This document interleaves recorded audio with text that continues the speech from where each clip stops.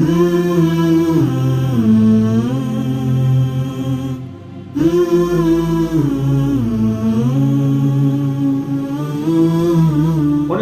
में उस्मानिया सल्तनत के जवाल के साथ ही फलस्तीन के अंदर बरतानिया काबिज हो जाता है। पूरी दुनिया से यहूदियों को ला ला कर फलस्तीन में बसाया गया, फलस्तीनियों को उनके घर से बेदखल किया गया, उन पर जुल्म सितम यहाँ से शुरू होता है। 2020 आता है, 2020 के अंदर यूएई बाकायदा तौर पर अब्राहम अकॉर्ड्स के नाम से एक मुआहदा तय पाता है, जिसकी वजह से आज बहुत सारे मुसलमान ये कह रहे हैं कि अब्राहम अकॉर्ड्स की सूरत में अरब ने तो कबूल कर लिया इसराइल को, अब हम क्यों पीछे रहे, हमें भी कबूल कर लेना चाहिए। लेकिन फिर क्या होता है, फिर आप देखते हैं कि इमरान खान तो इसराइल को कभी भी एक्सेप्ट नहीं करेगा, ये तो कभी भी हमारी मर्जी के फैसले नहीं करेगा, इसलिए इसको हटा दिया जाए। अस्सलाम वालेकुम, मैं जाज़ेब नज़ीर आपके साथ और आप देख रहे हैं मेरा फेसबुक एंड यूट्यूब चैनल। 1917 में उस्मानिया सल्तनत के जवाल के साथ ही फलस्तीन के अंदर बरतानिया काबिज हो जाता है और बरतानिया का उस वक्त का वजीर खारजा बेलफोर ऐलान करता है, एक खत लिखता है यहूदियों की ज़ायनिस्ट तंजीम के सरबराह के नाम कि आपका जो मुतालबा अलहदा रियासत का था हम उसको कबूल करते हैं, और क्योंकि फलस्तीन आपका आबाई इलाका था इसलिए वहां पर आपकी आबादकारी की जाएगी। इस खत को मीडिया ने बहुत ज्यादा उछाला, अखबारों में सुर्खियां लगी कि पैलेस्टीन फॉर ज्यूज, और यहाँ से बाकायदा तौर पर यहूदियों की फलस्तीन के अंदर आबादकारी का अमल शुरू होता है। पूरी दुनिया से यहूदियों को ला ला कर फलस्तीन में बसाया गया, फलस्तीनियों को उनके घर से बेदखल किया गया, उन पर जुल्म सितम यहाँ से शुरू होता है। पूरे मुसलमान सरापा एहतजाज थे, लेकिन वो बहुत कमजोर हो चुके थे, उनका एहतजाज यहूदियों के सामने कोई मायने नहीं रखता था। बड़े सगीर के अंदर भी कायदे आजम ने अपनी जमात मुस्लिम लीग के साथ मिलकर भरपूर एहतजाज किया, मुसलमानों को बताया कि फलस्तीन के अंदर किस तरीके से यहूदी मुसलमानों पर जुल्म कर रहे हैं। वहां पर जो बरतानिया की हुकूमत थी उसको जाकर बताया, उससे बार बार मुतालबा किया कि इस जुल्म को रोका जाए, और मुस्लिम लीग ने बाकायदा फलस्तीन डे मनाने का फैसला किया और हर साल फलस्तीन डे मनाया जाता था। तो ये कोशिशें चलती रही, 1917 से लेकर 1947 तक ये आबादकारी का निजाम चलता रहा। जहां 1917 में 6% यहूदी फलस्तीन में थे, 1947 में 33% हो गए, यानी 6% से 33% तक यहूदी हो गए। तकरीबन इस अरसे में 4 लाख यहूदियों को पूरी दुनिया से इकट्ठा करके फलस्तीन के अंदर जमा किया गया। अब दूसरी जंग अजीम होती है, हॉलोकॉस्ट होता है, हिटलर यहूदियों के साथ बहुत जुल्म करता है, बहुत बुरा सलूक किया जाता है, उनका कत्लो गारत किया जाता है। जो यहूदी वहां से बचकर निकलने में कामयाब हो जाते हैं उनकी भी आबादकारी, उनको भी पनाह दी जाती है फलस्तीन के अंदर। अब मुसलमानों के और यहूदियों के दरमियान लड़ाई जोर पकड़ जाती है। इतने में 1947 में यूनाइटेड नेशन वोटिंग करवाती है, और वोटिंग के नतीजे में एक ऐलान होता है कि फलस्तीन को 2 रियासतों में तकसीम कर दिया जाए, एक यहूदियों की रियासत और दूसरी मुसलमानों की रियासत। अब मुसलमानों ने इसको मानने से इनकार कर दिया और शदीद लड़ाई की सूरत हाल पैदा हो गई। लेकिन इसी असना में 1948 में इसराइल का बाकायदा क़याम अमल में लाया जाता है। जैसे ही क़याम अमल में लाया जाता है पूरी मुस्लिम दुनिया वो इसके खिलाफ हो जाती है। कायदे आज़म भी भरपूर आवाज उठाते हैं और कहते हैं कि ये एक नाजायज रियासत है जो उम्मत के कल्ब में छुरा घोंप कर बनाई गई है, हम इसको कभी तस्लीम नहीं करेंगे। उस वक्त के पाकिस्तान के वजीर खारजा सर जफर अली खान को वफ्द के साथ यूएन भेजा जाता है। वो वहां जाकर भी एहतजाज करते हैं और कहते हैं कि यूएन का ये फैसला सरासर गलत है, इसके जरिए पूरी दुनिया में इंतशार फैलेगा। लेकिन एक भी नहीं सुनी जाती, और इसी असना में अरब की इसराइल के साथ जंग छिड़ जाती है। अब ये अरब इसराइल जंग 1947 से 1949 तक चलती है। शुरू में अरबों को थोड़ी फतह भी होती है, लेकिन क्योंकि इसराइल के साथ बहुत बड़ी सपोर्ट थी, पूरी यूरोप की सपोर्ट उसके साथ थी, मगरिब दुनिया उसके साथ थी, इसलिए वो जीत जाता है और पहले से भी ज्यादा इलाके फतह करने में कामयाब हो जाता है। अब दूसरी जंग इसराइल के साथ 1956 में होती है, मिस्र उस पर हमला करता है और इसमें मिस्र को शिकस्त होती है। इसराइल पहले से ज्यादा इलाके लेने में कामयाब हो जाता है। अब तीसरी जंग होती है 1967 के अंदर, ये बहुत बड़ी जंग थी, लेकिन इसमें भी मुसलमानों को शिकस्त हो जाती है और इसराइल पहले से भी ज्यादा इलाके लेने में कामयाब हो जाता है। अब इसके बाद अब इन जंगों को इसराइल अपने लिए फतह तस्लीम करता है, कहता है कि हमारी बहुत बड़ी फतह थी। वो अपना ये अमल जारी रखता है और फलस्तीनियों को घर से, उनके घरों से बेदखल करते रहते हैं। फलस्तीनी मजबूर होकर کوئی جارڈن میں جا رہا ہے، کوئی سیریا میں جا رہا ہے، کوئی لبنان میں جا رہا ہے، نقل مکانی کرنے پر مجبور ہو جاتے ہیں۔ جو فلسطینی وہاں پر رہ رہے ہوتے ہیں ان کے ساتھ بڑا ظالمانہ سلوک کیا جاتا ہے، تشدد ہوتا ہے، بچوں، بچیوں، عورتوں پر، بوڑھوں پر ظلم و ستم کی انتہا کر دی جاتی ہے، اور اسرائیل پوری دنیا میں سے کسی کی نہیں سنتا، سب بولتے رہتے ہیں، وہ کسی کی سننے کو تیار نہیں ہوتا، اور یہ ظلم و ستم جاری رہتا ہے۔ اتنے میں 1993 کے اندر جا کر فلسطین کی جو پی ایل او تھی اس کے ساتھ اوسلو ایکارڈز کے تحت کچھ معاہدے ہوتے ہیں، ان معاہدوں سے بھی اسرائیل کا فائدہ ہوتا ہے، اسرائیل اپنا فائدہ دیکھتا ہے۔ اب یہاں سے اس معاہدے کے بعد پھر اسرائیل باقاعدہ طور پر اور مسلم ممالک سے بھی تعلقات بنانے کی کوشش کرتا رہتا ہے، کبھی میڈیا کے تھرو، کبھی under the table, different channels کے تھرو وہ اس کوشش میں لگا رہتا ہے کہ مسلم دنیا کے ساتھ اس کے تعلقات اچھے ہو جائیں اور مسلم دنیا اس کو ایکسپٹ کر لے، اس کے جو ظلم و ستم ہے فلسطین کے اوپر وہ سب بھول جائے۔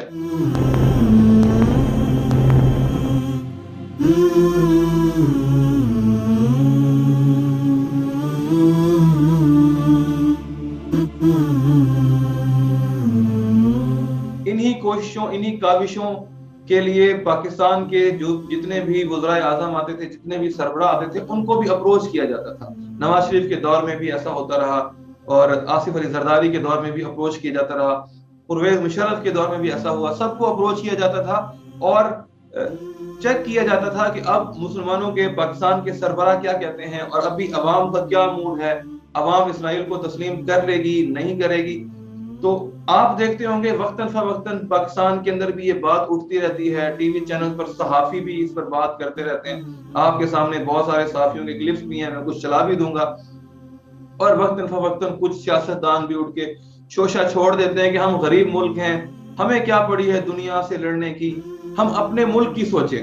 یہ آوازیں اٹھتی رہتی ہیں پاکستان کے اندر سے کہ ہمیں تو اپنے ملک کی سوچنی چاہیے، ہمیں بس پاکستان کی سوچنی چاہیے۔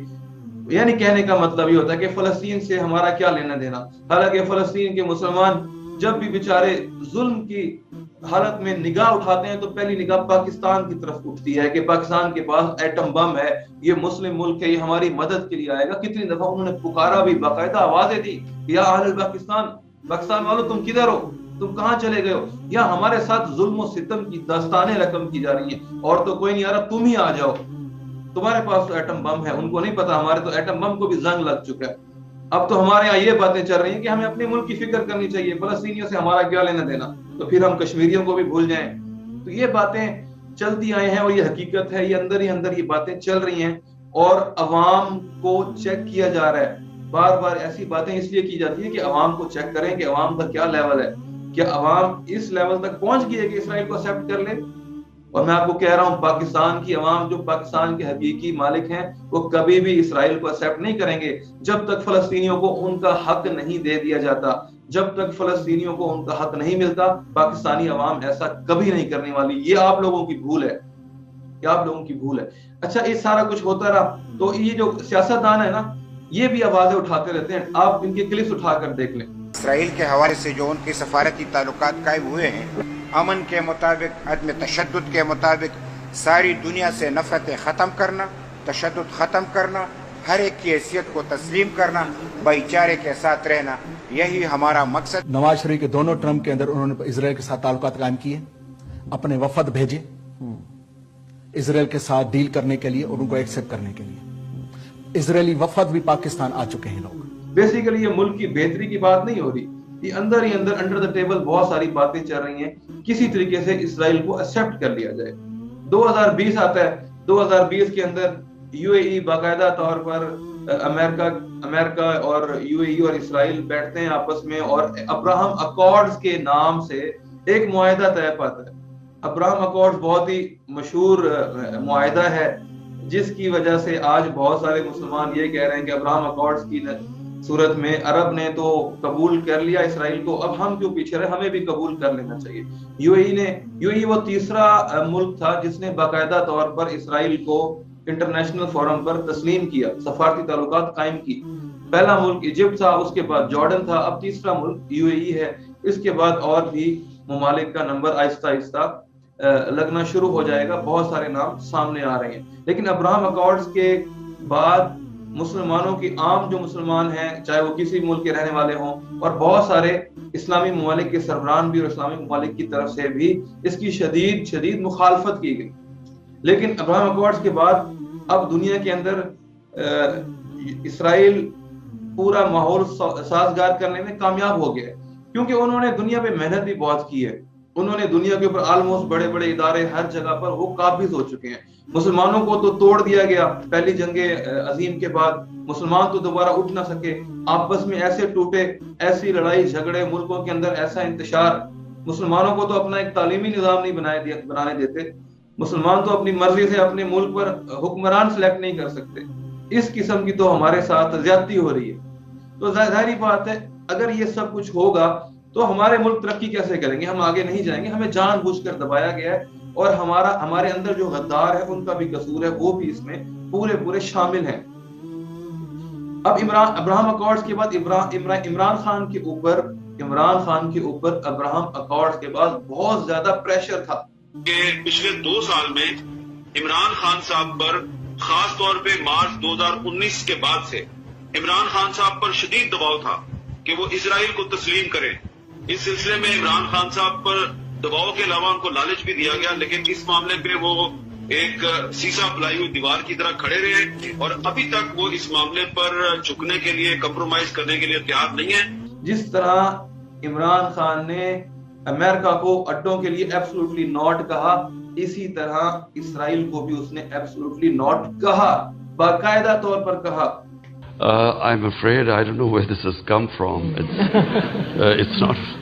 Pakistan has a very straightforward position, and it was a founder of Pakistan, Quaid-e-Azam, Muhammad Ali Jinnah, who was very clear that, there has to be a just settlement, a homeland for Palestinians, before Pakistan can recognize Israel. جو موقف اسرائیل کے بارے میں قائد اعظم کا تھا, ہمارا بھی وہی موقف ہے کہ یہ ایک ناجائز ریاست ہے. جب تک فلسطینیوں کو ان کا حق نہیں دے دیا جاتا ہم کبھی بھی اسرائیل کو تسلیم نہیں کریں گے. 2 ٹوک موقف دیا اس نے, جس کو آپ یہودی ایجنٹ کہتے ہیں. اس نے پوری دنیا کے سامنے 2 ٹوک موقف دیا, پورے دنیا کے پریشر کو اس نے ریجیکٹ کر دیا اور کھلم کہا کہ ہم اس کو ایکسپٹ نہیں کریں گے کسی بھی صورت میں. لیکن پھر کیا ہوتا ہے, پھر آپ دیکھتے ہیں کہ عمران خان کو یہ بات بھی شامل تھی اس کے اندر.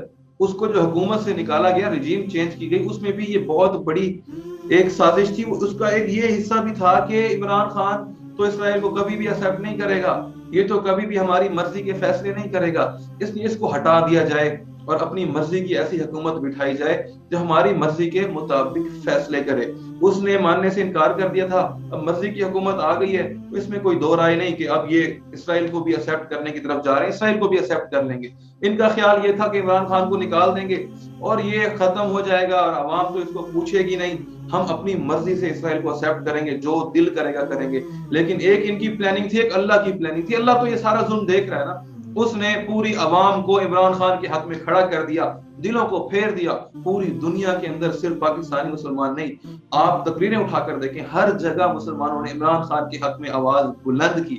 اللہ نے لوگوں کے دلوں کو پھیر دیا اور ان کی ساری پلاننگ چوپٹ ہوتی ہوئی نظر آ رہی ہے. اب یہ کرنا چاہتے ہیں لیکن عوام کو اتنا شعور حاصل ہو چکا ہے کہ عوام کبھی بھی نہیں کرنے دے گی, کبھی بھی عوام چپ کر نہیں بیٹھے گی. ابھی جو وفد گیا ہے جس کا بہت شور مچا ہوا ہے, وہ وفد بھی اسی کڑی کا ایک سلسلہ تھا.